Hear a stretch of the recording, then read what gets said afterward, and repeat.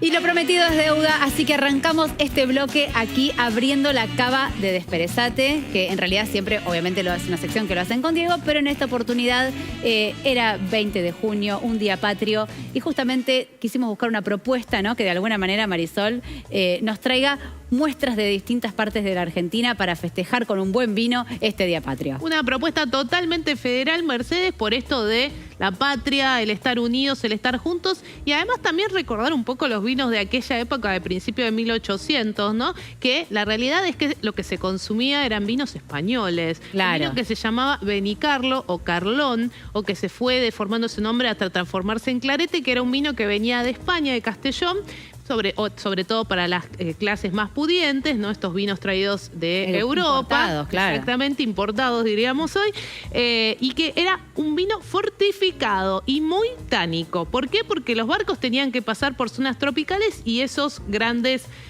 recipientes, barricas le diríamos hoy, o botas, que también podemos decirles hoy, estaban expuestas al sol y a una temperatura que ya sabemos que no es la apropiada para la conservación de un vino. Entonces, cuando llegaba acá, en las pulperías o bodegones que diríamos hoy, se servía este vino que en general se rebajaba con hielo o con soda. De ahí viene el vino con soda. Claro, allí nace un poco esta tradición del vino con soda. Que es muy autóctona nuestra. Muy autóctona. En otra parte del mundo no pasa, pero acá es el vino y soda. Bueno, claro. tuvo que ver con esos inicios. También había algunos vinos que se hacían con uvas que ya estaban en el territorio, estos que se trabajaban con uvas que se llamaban autóctonas. Hoy a esas uvas se las llama criollas. En aquel entonces la más conocida era la Listán Prieto. Tengo una criolla para que probemos.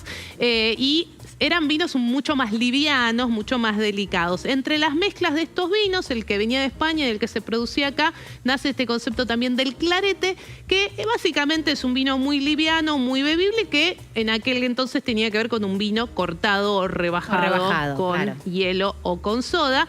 Y cuando avanzamos un poco en la historia, ahí es donde empiezan a aparecer los pingüinos que ayudaban a hacer el rebajado. Había jarras de distintos formatos, hubo patos, elefantes, pero el pingüino con su piquito es el que sobrevivió. Es el que sobrevivió y el que quedó y el que nos representa. Y bueno, como obviamente no podemos tener un vino de aquella época, porque ya no existe ese tipo de vino, aunque hay vinos fortificados, no como aquel que venía en el barco viajando, que te pegaba fuerte, decidí elegir vinos de todo nuestro país para que de manera federal probemos distintas zonas, distintas regiones y charlemos un poco de qué pasa hoy con esto de la viticultura argentina en todo nuestro país. Muy bien, digamos, como la palabra usada, federal, ¿no? Muy federal, claro. Así que vamos a arrancar con La Rioja. Acá tengo al Castore, bodega Castore, se llama Corcel. Esta es una familia que empezó a hacer vinos en 1958. En la etiqueta no se llega a ver tanto, se ve más en persona. Hay un caballito que lo llegamos a ver ahí de costadito, ahí se ve, impreso, que es el Corcel. Esto es en recuerdo a un antiguo vino que se llamaba Corcel y que tenía hasta una chaya. La chaya es un canto de carnaval en el norte, en La Rioja, y bueno, en esta chaya se hablaba de el vino y se hablaba de este vino en particular y se decía que era mejor que aquel vino que venía de otros países porque era autóctono y nacional. Ah, o sea que ya ahí ya se defendía la industria argentina. Exactamente, así que si la buscan, la chaya del Corcel era un canto carnavalesco, salute, que tenía que ver con este vino, un vino de la provincia de La Rioja, que es una de las grandes productoras de vino en la Argentina y que obviamente además con una uva nacional, el torrontés. Mirá. La torrontés es una uva que nace del cruce de un Listán Prieto, esta que ya estaba por aquella época, a principios de 1800, y el moscatel de Alejandría, que también llega de Europa. Nace esta torrontés que nace en La Rioja, ¿sí? Allí es donde sucede este cruce. Hay tres tipos de torrontés, el sanjuanino, el riojano y el mendocino. El riojano es el que hoy tomamos de La Rioja, de Salta, el más conocido y fíjate, el más perfumado, con aroma de flores, con aromas de frutas. Es el torrontés riojano, nuestra única cepa 100% autóctona, siempre lo repito. Amamos al Malbec, pero sabemos que el Malbec es francés. Y el torrontés, fíjate, es bien argento. Es ruido, aromas, sabores, flores, frutas, vegetales, y te da esa sensación dulzona y lo tomas y tiene volumen y tiene cuerpo. Es verdad. Tiene mucha presencia. No existe otra variedad en el mundo como el torrontés en variedades blancas. Por lo cual creo que es un gran representante nuestro, ¿no? ¿Cómo lo sentiste? Muy fresco. Muy fresco. Fácil de tomar. Digo, como que es un vino Muy bebible. Amigable. Muy amigable. No es dulce, aclaro, la torrontés nos da esas sensaciones dulzonas en nariz porque nos hace recordar a frutas, pero en este caso es un torrontés seco, que iría muy bien con unas empanaditas riojanas, ya que estamos hablando de platos y gastronomía autóctona y de bebidas autóctonas, iría muy bien con unas empanaditas. Bueno, les vamos tirando sugerencias para la cenita de para la cena de la noche. Opción sería unas empanaditas. Unas empanaditas. Con un buen torrontés. ¿Por qué no? Y también pensando en aquellas uvas que son patrimoniales, que así se las llama, hablábamos del torrontés, que sepan autóctona, nativa, nacional, de un cruce que ocurrió aquí en la Argentina, me voy a pasar un semillón, que en este caso es de la bodega Callejón del Crimen, que pertenece al grupo de bodegas de La Luz. ¿Por qué lo traigo también? Porque además de ser un vino de parcela, un semillón de 2019, que tiene algo de paso por madera y que es bastante particular, viene de una finca que está a 1.200 metros sobre el nivel del mar en el Valle de Uco y es nuestro representante hoy de la provincia de Mendoza. El semillón ha sido durante muchísimo tiempo la uva blanca que más se producía en la Argentina y que formaba parte de los cortes que llamábamos vinos blancos de mesa. Mirá. ¿Por qué? Porque a pesar de que es una uva europea también, al desarrollarse aquí en la Argentina se dieron características que permitieron que esta uva de origen francés aquí desarrollara mucho cuerpo, mucho volumen y sirviera para hacer estas producciones más masivas, porque además es muy productiva, te da mucha cantidad de uva. Claro. Y en una época donde producíamos por volumen, era ideal, porque era la uva que te permitía hacer grandes cantidades de vino. Ahora, como este semillón es un semillón que se ha recuperado, lo interesante es que son vides de más de 80 años lo que vamos a tomar y solo se hacen 3.000 botellas traídas de la cava de mi casa. Una edición muy limitada. Edición limitada para el Día de la Bandera. Sí, para el Día de la Bandera. Gracias. Para compartir con el equipo.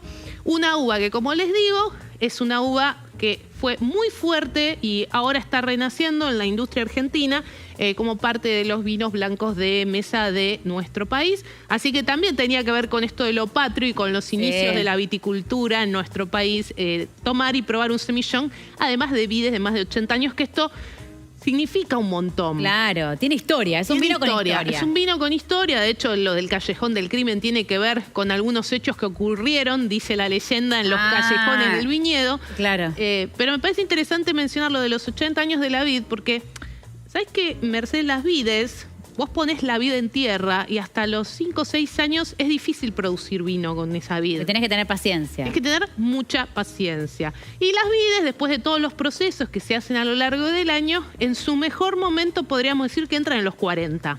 Ah, mira. Como hablábamos hoy, entran en los 40 en su mejor momento. Somos la uva en el mejor momento, estamos en nuestro mejor momento. Y obviamente a medida que va pasando el tiempo, la planta se empieza a autorregular, así se dice. Entonces, si vos la venías podando para que produzca poco, ya se acostumbra, produce poco naturalmente y te va dando uva de mejor calidad.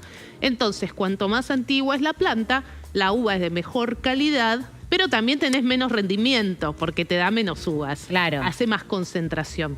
Entonces, cuando alguien te dice que un vino es de unas plantas, de unas vides, de una finca que tiene 50, 60, 80 años, lo que te está diciendo es, hay poca cantidad, hay mucha concentración y seguramente hay mucha calidad en ese vino. Claro. Sí, se lo nota distinto aparte. Y es un vino blanco de vuelta, con cuerpo, con más cuerpo, eso te iba a decir. con cremosidad, también para seguir. Yo lo veo ahí por ahí con una humita, también podría andar muy bien. Bueno, sugerencia. Con algún platito más cremoso, si no, podemos pedir unas empanadas de humita y vamos a estar bien también. Mezcla, y va a funcionar correctamente. ¿Te gustó? Me encantó. Bien. Y ahora me voy a mudar, estuvimos en La Rioja, pasamos por Mendoza, me voy a ir a San Juan. Y en este caso, de San Juan, elegí una criolla que primero voy a mostrar acá a cámara. Venía con esta tapa, que es la famosa tapa Corona, ¿sí? Vamos a mostrarla ahí, a ver si logramos verlo. Esa tapa, ¿no? Sí, algunos vinos nos va a pasar que aparecen con este tipo de tapón. Es porque es un vino joven y tiene sentido porque estamos frente a un vino que es de una uva que se llama criolla. Hay tres tipos de criolla, ¿no? Está la criolla grande, la criolla chica. Bueno, la realidad es que esto es de criolla grande, es de San Juan, es de Valle del Sonda, es un vino reserva, eso significa que tiene una evolución y en este caso está fermentado en madera, ¿sí? Durante un mes en barrica, la fermentación se hizo dentro de una barrica. Un 10% del vino tiene maceración carbónica, que en algún momento lo hemos contado acá y tiene que ver con hacer la fermentación con los racimos enteros. Y además de eso, después tiene unos 5 o 6 meses de paso por barrica también, porque fíjate que es bien clarito. Lo voy a mostrar acá a cámara. Súper, claro. Es un vino clarito. La criolla no es tan tintorera como otras uvas. Nos va a dar un vino clarito. No está tan pigmentado. No tiene tanta pigmentación, tiene una piel mucho más finita, pero no lo menospreciemos por eso, como siempre digo. Por supuesto que no. Como no menospreciamos al Pinot Noir tampoco, vamos a probarlo. Dale. Acá el enólogo se llama Milenko Stusek. Él tiene, digamos, ascendencia de origen eslavo, de origen italiano, ahí lo estamos viendo. Y la realidad es que él trae un poco de tradición familiar y se instaló ahí, mira, españoles, italianos, eslovenos, hay de todo en esta familia. Claro. Y bueno, se instaló allá en San Juan, en el Valle del Sonda, mira qué bello este lugar que estamos viendo, a producir sus vinos. El Cansao es él, el enólogo, Cansado en el momento de la producción vitivinícola, real, el del dibujito es él. Y esto del Cansao tiene que ver con el descanso, con el enólogo que produce, que trabaja la tierra. Y también me pareció lindo esto, ¿no? Hablamos de los patriotas, hablamos del pensar en producir para la Argentina, y ver un enólogo joven que se arriesgó a empezar a producir, ¿no? Y a traer sus tradiciones y demás, para empezar a producir vino en San Juan, un lugar muy difícil, Valle del Sonda, lejos, para conseguir cualquier insumo tenés que viajar varias horas y demás. Me parece también un lindo ejemplo. Claro. Y aparte criolla, así que salute. En este caso, criolla, lo vas a probar y me vas a decir, a ver, ¿con qué maridamos una criolla, no? Porque es difícil la criolla. Sí, te iba a decir, este no sé si va con las empanadas. ¿Vos decís? No, yo creo que no. No, para mí este es muy lindo para la picada. Sí, me parece que tiene esa nota como fruta fresca, que es muy típico de las criollas, como que te diría, y sin menospreciar esto que voy a decir, como que es como un juguito. Es muy delicado, es suave, aparece la nota de la cereza, aparece la nota de la frutilla, ¿no? Entonces me parece que podría ir muy bien con una picada, podría ir muy bien con un postre. ¿Se puede cambiar de vino en el medio de la comida? Sí, por supuesto, porque vos imaginate que muchas veces... Vos decís un postre, bueno, por ahí antes estabas tomando otro y sí, después lo podés cambiar. A ver, imagínate que lo que llamamos habitualmente menú de pasos, que los pueden encontrar en muchos restaurantes en el mundo y aquí en la Argentina también, cada paso va acompañado de un vino distinto. Ok. Entonces, de repente, en la entrada podría ir con un vino, porque es una entrada más suave, de repente arrancas, no sé, con algo bien clásico, copa de camarones, vas con una bebida. Entiendo. Y después te vas a pasar a un plato fuerte más intenso, que es para seguir con los pescados, caliente, es un salmón, o son unas pastas.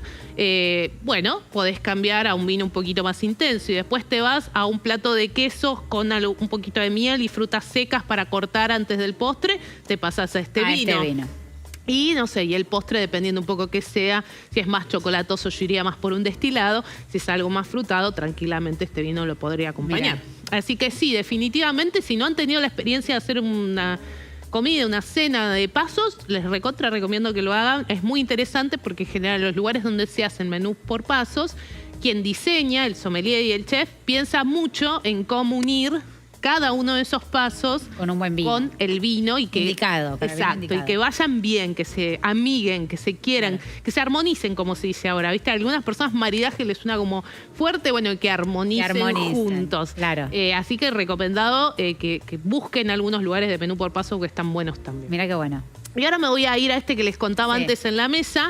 En este caso es el aroma. Es un blend de Tauro, dice literal eso acá en la etiqueta, 2017. Y es Cabernet Franc, Chardonnay y Sauvignon Blanc. No sé, Jimena, qué opinará, después nos dirá. Pero mezclaron la Cabernet Franc, que es la reina de las uvas salvajes, con un Chardonnay y un Sauvignon Blanc, los de Bodega del Desierto, que son 2 uvas blancas. O sea, es osado.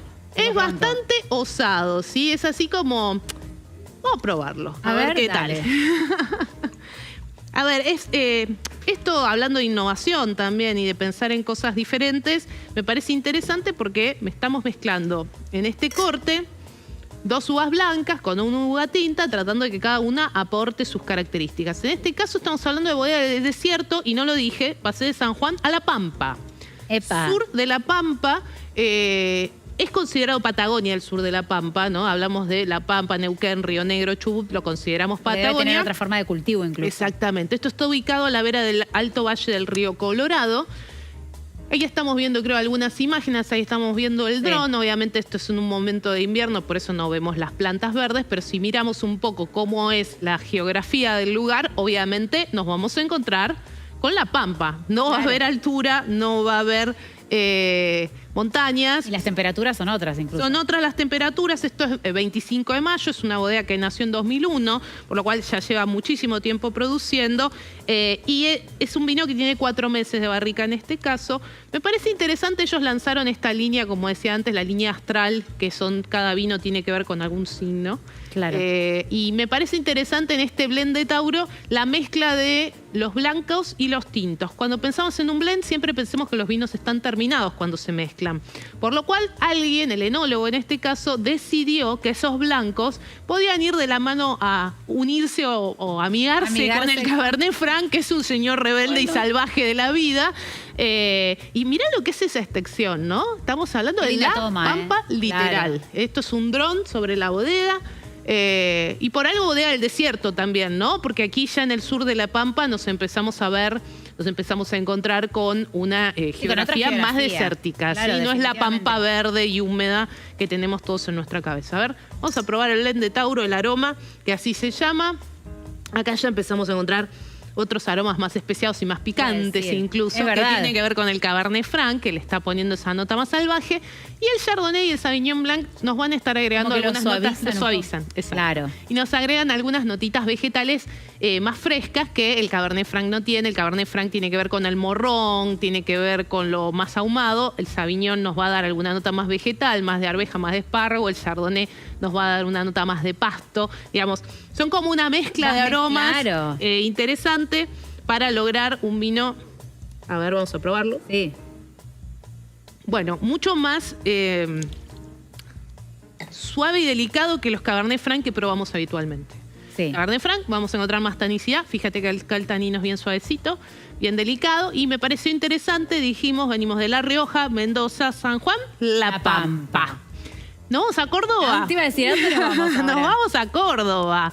Y acá un vino de Córdoba que a mí me gusta mucho. Como conté alguna vez que hicimos columna de Córdoba, en Córdoba en este momento hay 24 productores vitivinícolas. Esto es de bodega San Javier. Esto es un blend, ¿sí? De Malbec, Syrah y Merlot. Las manitos en la etiqueta, no es que la etiqueta está manchada, son así. Y tiene que ver con como esto. Unos deditos que quedan impregnados. Exactamente. Y tiene que ver con esto de el trabajo de la tierra, el trabajo de la familia. Claro, la huella. Dejar la huella, dejar tu impronta como productor en una provincia que no está considerada tal vez como una provincia vitivinícola. En Tras la Sierra, que lo conocemos como un lugar turístico, claro, digamos. Más turístico, claro. Bueno, es un lugar donde hoy se produce vino y ahí habla un poco de la transformación del sol en este vino. Bueno, me parece que este vino de Tras la Sierra, cuya primera añada es de 2013, la primera que se realizó, también de este se hacen muy poquitas botellas. Pensemos que en Córdoba todavía la producción está arrancando. Como que es una industria incipiente ahí. Es todavía bastante incipiente, tenemos muy pocas hectáreas, un poco más de 120, 130 hectáreas si no recuerdo mal, por lo cual la tenemos bastante distribuida entre distintas regiones de la provincia de Córdoba, pero bueno, en este caso el Noble San Javier es un vino que además se ganó varios premios en concursos internacionales de Córdoba, representando a los cordobeses también en este Día Patrio, ¿no? Claro.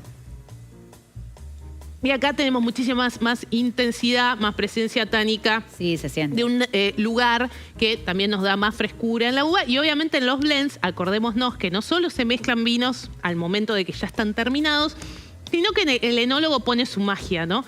Esto que hablamos de la inspiración. Agarra sus vinos y empieza a mezclarlos hasta lograr ese vino. Ese sabor que lo tiene. Que la rompe toda, claro. Exactamente. Que tiene como su impronta, su marca personal. Claro. Y vuelvo sobre lo que hablábamos hoy, ¿no? Esa mirada hacia el futuro de cómo quiero ser recordado. Bueno, estas personas lo hacen a través de sus vinos. De sus vinos, de sus producciones. Y no quiero olvidarme de la Patagonia. Ya hablábamos un poquito de la Pampa. Me voy a ir acá a la región de Rey, junto al Valle del Río Colorado, en Río Negro. Un blend de Malbec de una bodega que se llama Trina, que es muy linda porque realmente es un pequeño viñedo recuperado al lado del Río Colorado, que además es hospedaje, que además podés pasar allí algunos días de relax y que es una representación de que también hay pequeños productores en los lugares más recónditos. Mira, ahí estamos viendo un poco la bodega. Claro. Fíjate, son vides antiguas. Cuando vemos troncos tan gruesos es porque la vid ya tiene algún tiempo. Y bueno, ahí estamos viendo un poquito cómo es esta bodega. Fíjate que son parrales, se forma así como había en los patios de las casas, se llama parrales. Claro.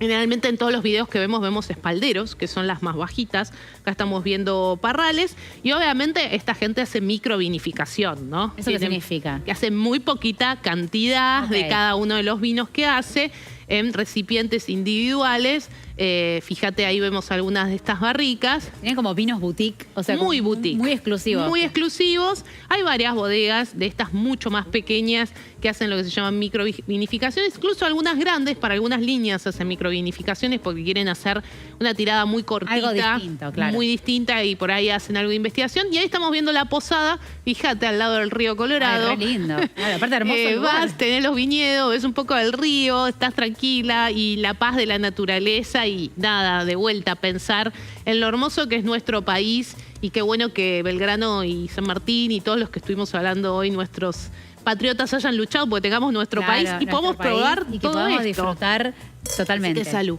Vamos a probar acá el Trina, que es un blend de Malbecs, como decía antes. De ahí la vera del río Colorado. ¿Cómo lo sentiste? Este es el del asado. Te iba a decir, este va para el asado porque Este es para el bien campeonato intenso. del asado. Este hubiera ido con el asado ese con miel de mandioca y todo eso que decíamos hace un rato. Claro. Sí, tal cual. Así que, nada, compartir hoy un poco de esto de ser federales, demostrar que en todas las provincias argentinas se producen buenos vinos. La Rioja, Mendoza, San Juan, La Pampa, Córdoba y Río Negro presentes hoy para festejar este Día de la Patria. Ay, totalmente. Bueno, tenemos la escarapela en el pecho. Y acá el vino en la degustando, copa, que es nuestra bebida nacional, además. Totalmente, además la bebida nacional. Bueno, recién veíamos ahí en el graph tus redes sociales para que te sigan, por supuesto, te pueden encontrar en @solsommelier, y si no, www.solsommelier.com.ar, y ahí te contactan, ¿correcto? Totalmente, mis cursos, mis charlas, mis capacitaciones y todo lo que comparto está ahí en todas las redes sociales. Bueno, gracias. Sí, nos quedamos tomando un vinito. Un vinito. Porque